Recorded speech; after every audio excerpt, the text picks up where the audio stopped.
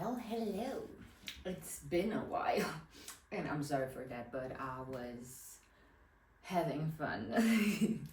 So, today we're making the second part of the bare minimum in a relationship. And this one's gonna be on a emotional bare minimum. What do I mean with that? These are the points I wanna talk about. And one more that is not on the table because I'm just gonna talk about it like without it being here. Okay, so first of all, I would like to tell you what the emotional bare minimum should be in a normal relationship from what I have seen out there and what I have been through and all of that. And I think these points are literally the bare minimum where you should be compatible to each other. And let's see what I mean with each point on this side. And then I might give examples. We'll see how this turns out. I don't have a too clear plan on this. We're just freestyling it. Okay, so let's see. The first one, love language. Do y'all know each other's love language? I mean, do you know if your partner is more of a gift giver, more of a supporter, or acts of service, kind of like? I mean, I want to explain what that is, but if you do not know what your partner's love language is, then how do you expect each other to know how to love each other? I mean, everybody wants to be loved differently depending on how they live their life, what they've seen at home, and what they've seen outside, and other factors. But yeah, you should both know each other's love language, or it might crack a little. Most people might have the same love language, and that's why they're together, and a few of them is the only reason why they're together because that's matching and everything else is not. But then let's go to the next one, the support. When you are sick, you should be supported by your partner because you are sick and they love you, and if you love somebody, you take care of them when they're feeling bad. That is logical, right? It is logical. We're going with this logically, okay? No too many emotions in here, because we need sometimes to look at the things logically and not emotionally, even though these are emotional bare minimums. So yeah, you should support each other by helping around the house when the other one is sick, that is showing love. And for some people, that might be a love language. Doing things around the house without being asked. And things they don't have to do. Like, I'm not talking about taking out the garbage or some shit. Like, not that. I mean, I don't know, repairing something that you otherwise would have to call for somebody to repair it. Things like that. For example, I love building furniture. I just love that. And if you're moving, call me up. No, just kidding. Do not call me to help you with moves like that. It's only for friends, okay? Acquaintances are out of there. So now let's take the next step and go to remembering things about each other. I put here important dates because what do you mean you do not know when your anniversary is?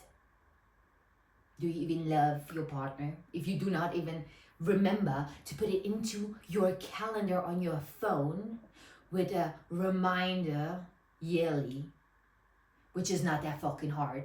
I'm sorry, but it's not hard. That is literally the bare minimum. Put it in your calendar. Damn, how can you not know when your person has their birthday?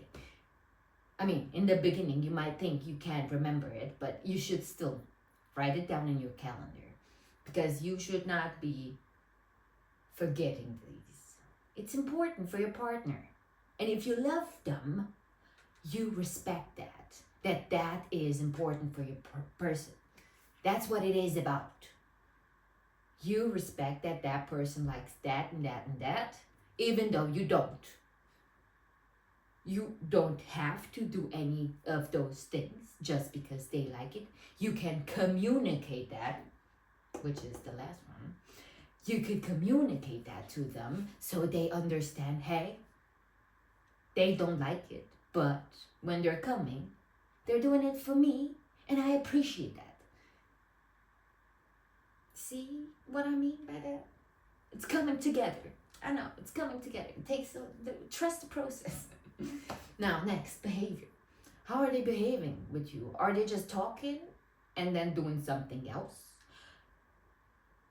Do they say they love you, but then they make fun of you in front of your friends or other family around you, or their family, or in front of their friends, or things like that? Or they call you names or stuff? Like, I mean, if you said you're not okay with that and they keep doing it, that is a bad behavior. And this is also one of the things. If you love somebody, you respect them and you will treat them nice. You will treat them the way you expect to be treated. And if your partner is not nice to you, then is that how you want to be treated?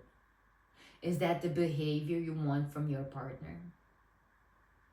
I don't know. You have to decide. Now, let's go to communication.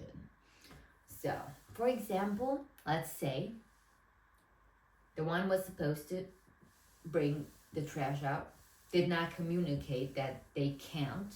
The other one misunderstands, and because the person A from the beginning forgot it 2 times in a row, the third time the person B is gonna be like, what the fuck? Why are you doing this?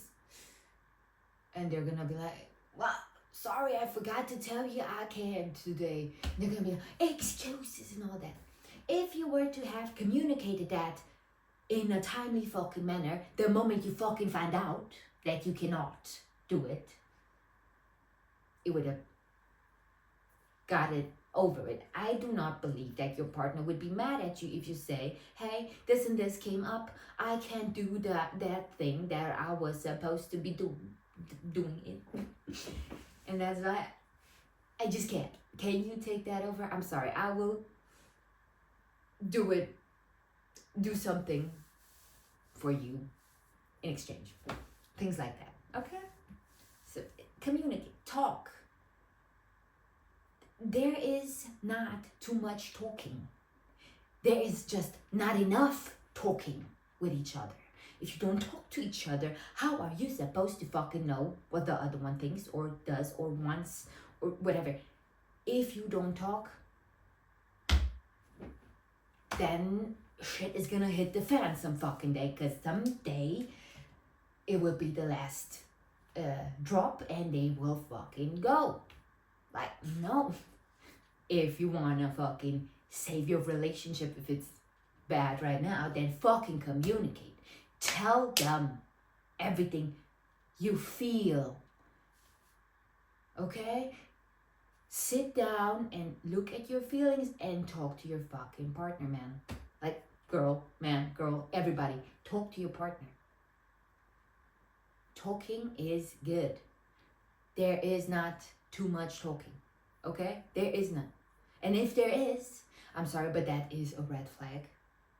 And your partner is not willing to listen to you. And that should be non-negotiable. Like, what do you mean? I'm sorry, but that is not how this thing should fucking work. If you don't talk to me, you don't tell me what the fuck, then how am I supposed to fucking know? Okay? I'm sorry for swearing, but I got a little bit heated because communication is the thing we don't do today these days. Now, so love language. Know how they want to be loved. Tell them how you want to be loved. Communication. Support. If you were once sick and they didn't do shit to help you or support you? I don't know. Think about it. Do you want to be treated like that? Because I don't think so. I wouldn't. Then remembering things about you, that would break your fucking heart. If you don't remember your birthday, your anniversary together, the birthday of your child, or how even old your child is, I'm sorry, but what the fuck is that? And if that's what they saw at home, then send them to a therapist. They need to work through that shit. Because it won't work. Okay? This is the bare minimum for it to at least fucking work somehow.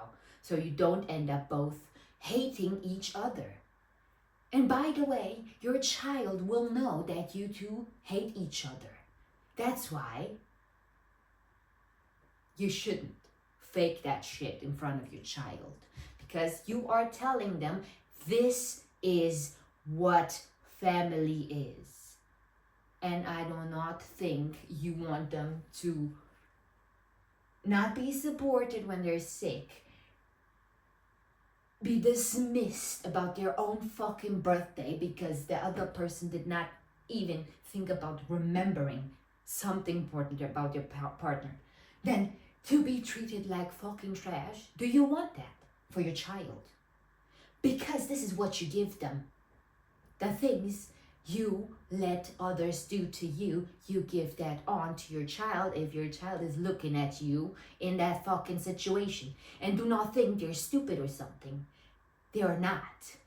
They see, they hear, they notice. Even though you think they don't. Okay? Now, I hope this helps. I hope you have a little bit of food for thought. Oh, I forgot one thing. The one thing that is not on the board. The one point that I wanted to talk about. That is snacks. Are you happy with the intercourse? I'm calling it differently. Are you happy with that? You think you're happy with it? Are you satisfied with how it's going? Do you want to tell your partner something about that? And then look at how they react and communicate to you. This is the point. And then how they fucking behave. Okay. About that point. I mean, if you're not satisfied, why? Then where's the fucking purpose on this? And you know, that is a very important point on this, even though it's not on the table, written on the table. It is important because if you're not satisfied on that category, then you will eat that up for years and years and years, and then sometime later you might blow the fuck up because you're missing something, and you might make a mistake, even though I'm not calling that shit mistake. There is still, you are doing something and you know what the fuck you're doing. It's not like you leave your body and then you do the deed and then, oh shit. No, that is not how it fucking works. And that is not a mistake. That is a decision. So, look at that point. Take care of that point. Do not dismiss it. I did that before and it ended up very fucking bad. But I also would do it the same thing over because I learned so many things from that relationship, and that is fine. Sometimes it hurts, and it's supposed to hurt sometimes. So you fucking learn something from it. But you shouldn't stay there if it hurts. Okay? Now, I hope this helps you. I hope you had some food for thought, and maybe you can start something from all of this.